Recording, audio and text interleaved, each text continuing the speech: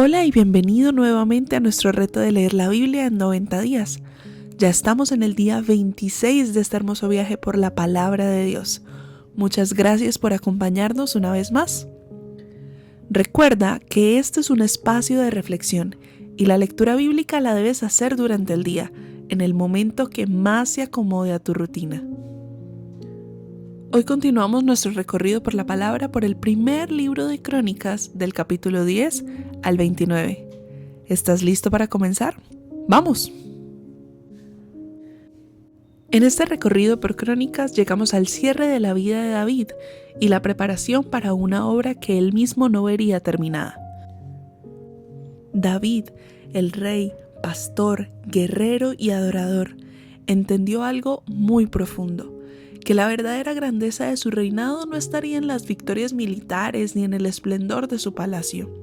La verdadera grandeza de su reinado estaba en preparar un lugar donde la presencia de Dios habitara.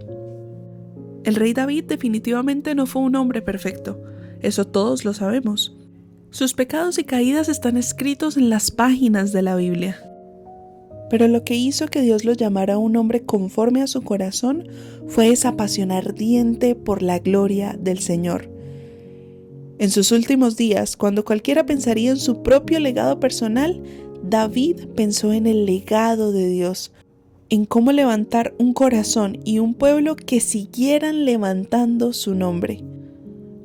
Hoy reflexionaremos en cómo un corazón que prepara para Dios trasciende más allá de nuestra vida y deja una huella eterna. Solamente a Salomón, mi hijo, ha elegido Dios. Él es joven y tierno, y la obra grande, porque la casa no es para hombre, sino para Jehová. Primera de Crónicas, capítulo 29, versículo 1.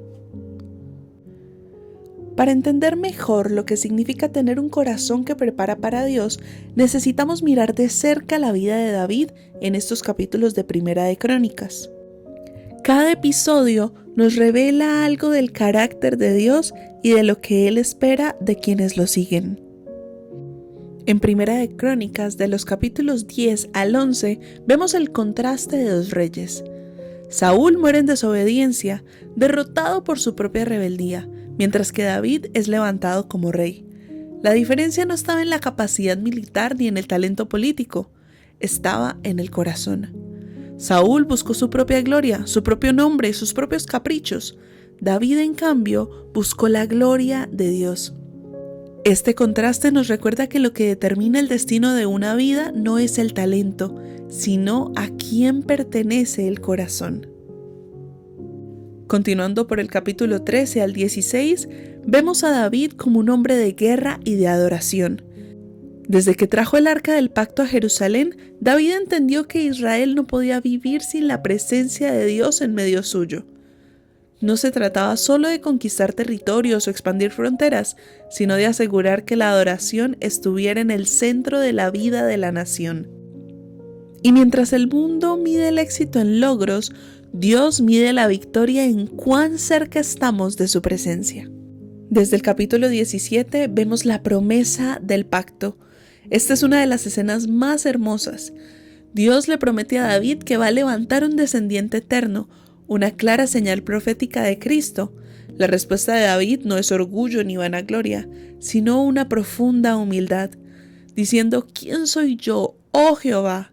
¿Y cuál es mi casa para que me hayas traído hasta aquí?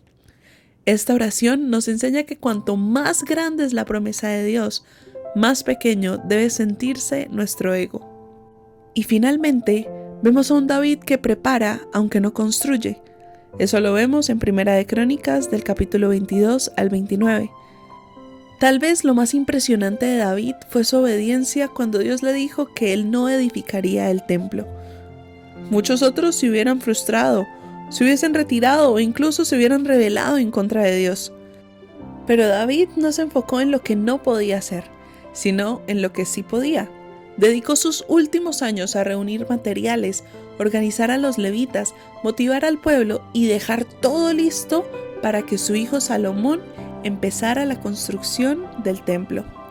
Su vida nos enseña que no siempre vemos cumplidos todos nuestros sueños, pero sí podemos dejar terreno preparado para que otros los vivan. En este recorrido vemos contrastes, momentos de adoración, promesas proféticas y decisiones que marcaron el destino de una nación. Todo esto nos enseña que la verdadera grandeza no está en lo que logramos con nuestras propias fuerzas, sino que está en cómo preparamos el corazón y la vida para que Dios sea glorificado. El templo que David soñó y preparó no era un fin en sí mismo, sino una sombra de una realidad muchísimo mayor: Jesucristo. La Biblia nos muestra que todo ese esfuerzo, los materiales preciosos, los planos detallados, los sacrificios y hasta la música de los levitas apuntaban hacia Jesús. Por eso, cuando Jesús aparece en la escena, sorprende a todos con lo que dice en Juan 2:19: «Destruid este templo y en 3 días lo levantaré». Nadie entendía lo que quería decir, porque pensaban en el edificio de piedra que estaba frente a ellos, pero él hablaba de su propio cuerpo. Lo que David y Salomón prepararon como un espacio físico de encuentro con Dios, Jesús lo encarnó en sí mismo. Él es el lugar donde Dios y el hombre se encuentran cara a cara. El apóstol Pablo lo resume en Colosenses 2:9 así: «En Cristo habita corporalmente toda la plenitud de la deidad». Esto significa que Jesús no es simplemente un mensajero de Dios, sino Dios mismo habitando entre nosotros.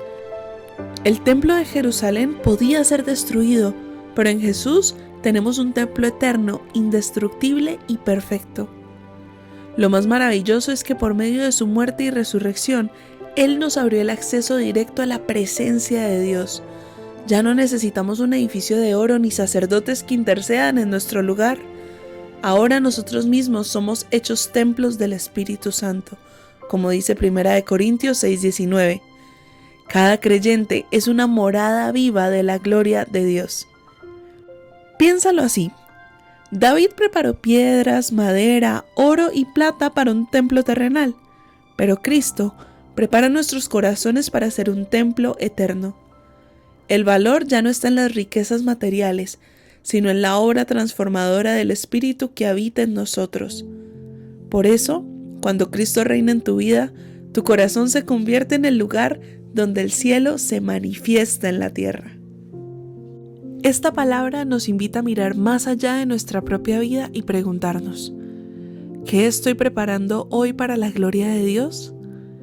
¿Estoy edificando proyectos solo para mí o estoy sembrando para que otros reciban bendición? ¿Estoy consciente de que mi legado de fe puede marcar a mi familia, mi iglesia y mi comunidad? Tal vez no verás en vida todo lo que Dios hará a través de ti. Tal vez solo alcances a preparar, a sembrar, a abrir camino, pero esa preparación no es en vano. Así como David dejó listas las bases para que Salomón edificara, también tú puedes dejar listas las bases espirituales para que tus hijos o tu generación sigan caminando en la presencia de Dios.